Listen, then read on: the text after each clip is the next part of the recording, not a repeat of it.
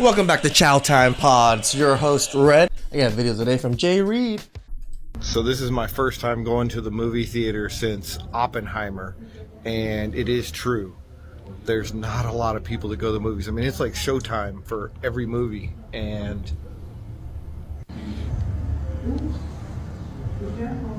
It's true. I've been able to book movies that same day on an opening day and still be quite a bit of seats open. I live in Los Angeles / OC, more in OC area.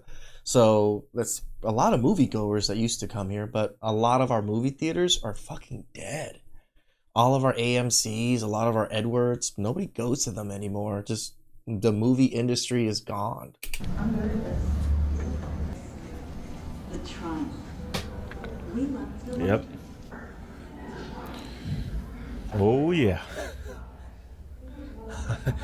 I don't know. I guess people just don't go to the movie theater anymore. Yeah, Nope. people don't go to the movie theaters. Not nearly as much as it used to be back in the day, guys. But what I can tell you is the industry is losing billions of dollars. Hence why we're seeing a lot of them are shutting down and pretty much everywhere at these points, guys, because they're not generating the revenue that they're really supposed to generate, guys. And we know there's a plethora of reasons why, right? We know prices are through the roof.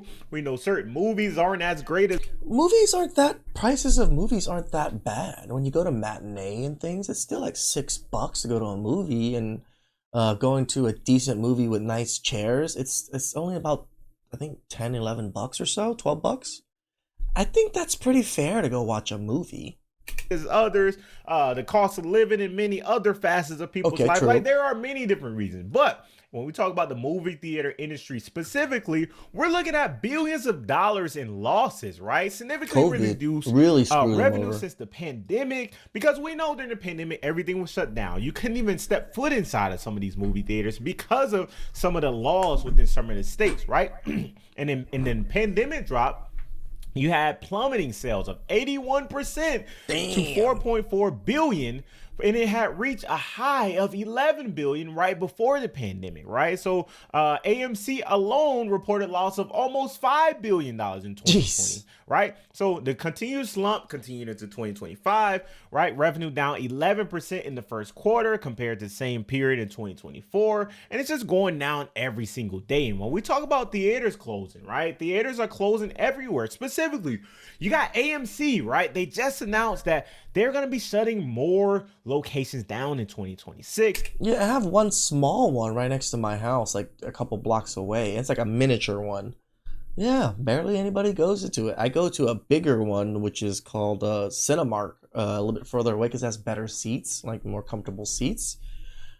Still, hardly anybody there either.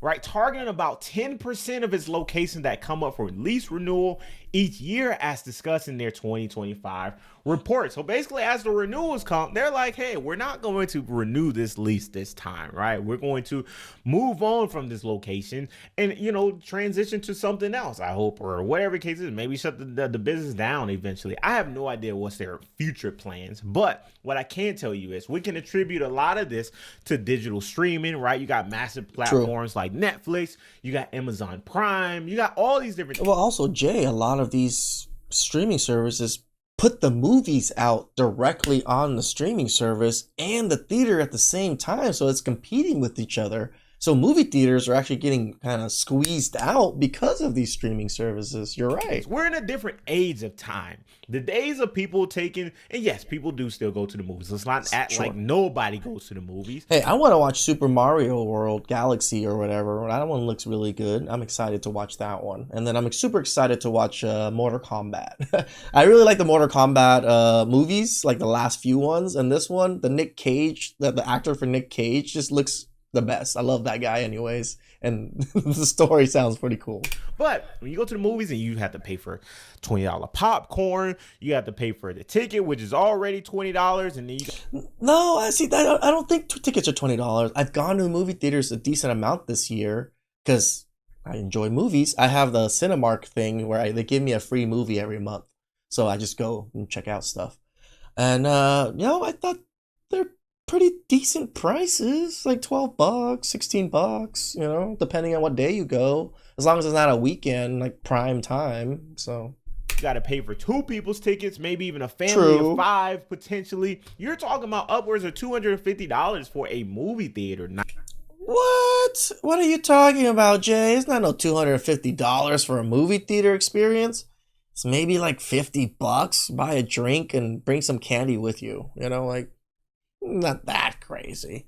And I tell you the truth, nowadays movie theaters, you can sneak in food quite easily. They don't really check or care as much as they used to. So just buy the tickets, bring a whole meal in, go bring a pizza or like some freaking what is it? I can't think of the word right now. Like Raising Cane's or something in a little box and take it in there and eat it while you're fucking watching the movie. I've seen it and I've done it myself. Night versus at home, you can go to the store and buy popcorn, which has multiple different packs. And the movie that you buy can be on Amazon Prime. You can pay for it for $20. In total, your total movie night is $30. Versus going to the movie theater, it's $250. So, well, Jay, again, you're kind of overinflating the movie prices. It ain't no $250 to go on a movie date with someone. Again, maybe $50-$60. You're not spending that much money on popcorn and food here. You know, it is definitely cheaper to go to movies at home, but in reality, you see companies are seeing the effects of this. CNX Cinemas, they filed for bankruptcy for the 2nd time in 5 years, right? Damn. Alamo Drafthouse closed multiple locations. This is just a small list of the many other things that we're seeing, right? But let's dive deeper into the video. I think this guy is an expert within the field. But let's check this out. The theater business. 25% of moviegoers go to the theater every other month. Pre-pandemic, that was 40%. What do you see as the state of that business? Pre-television, it was every week. There are only 120 million people in the country. 80 million people went every week to a movie. So there's a definition of the change. The only thing I don't like about it is that the movies that do well in the theaters are the big technical extravaganzas, and the small independent films from Europe or from the US, Miramax type films, they really only survive on Amazon or Apple or Netflix. So it's hard. It's not a business that I would go into today. You think it survives? I don't think so. I don't know. Entertainment has probably changed. not in the low. I mean, it'll survive. You know what's entertainment now? YouTube. YouTube is 60% of all streaming, all entertainment in the world. You get to pick and choose any creator, any type of thing you want, from low production to high production to no production. You get to pick and choose quite an array of stuff. What, like they say, millions of gigs are getting uploaded to YouTube servers every hour. For another 20 years, but at some point, the home is more convenient. 20 years is what he is expecting this. Michael Eisner, he's expecting 20 years. This is such a nostalgia moment for me, guys. Like, it's seriously, I remember going to the shopping malls as a kid, and you know, you had the little playgrounds, you had the gumball machines and the water fountains. Like, it's just such a nostalgic moment where my entire childhood is basically gone. That is the sad part about this. It's not that, you know, movie theaters are, you know, I'm gonna be quite honest with you. I love the experience as a movie theater. I love being able to go to the movie theater and, you know, nice chairs, comfortable chairs. You know, you're surrounded by people. You guys can enjoy movies and all these different things. I love it, right? But in the grand scheme of things, it's too expensive. That's what it is. It's too expensive. I don't think it's that expensive. I think Ray is going a little bit off on it. I also very enjoy the movie experience. I have a lot of fond memories at movies because I went to movies a lot as dates when I was growing up. I took my ex-wife. I think the first year I was with my ex-wife, she kept all the movie stubs that we went to. There was about like 60 movie stubs, or 60 to 70, 80 movie stubs in the first year that we were together. Because we went to the movies so often because we loved movies. And then as we got, the movies changed, the industry changed.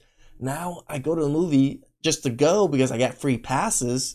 But sometimes I just let the passes build up so I can just take someone else. You know, I skip a month. Now I have 2 free passes, so I just take a date. to go see a movie I want to watch, which would be like Mario or Mortal Kombat or something. The last one I went to go watch the movie theaters was the Predator movie, the last Predator movie. Expensive.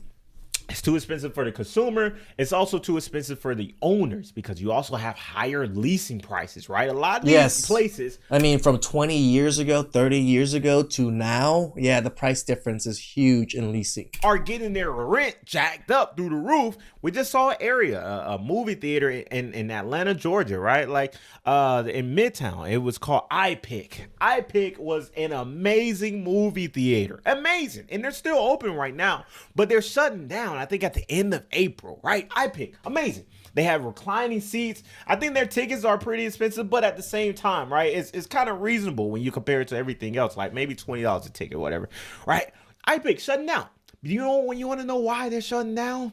Because of leasing prices. They're people just jacking up their rent for whatever. No, again, lease prices is such a big thing for us small business owners, especially us donut shop owners, because it's so contingent on how much money we can make and how much money we can allocate, right? Because if we have high rent, high leases, it's harder to make profit off of things. And then now we have to give up that location. And if you give up that location, you give up the whole business. It's not like you can really sell the donut shop anymore if it's not profitable or if no one wants to buy it at that high of a lease price.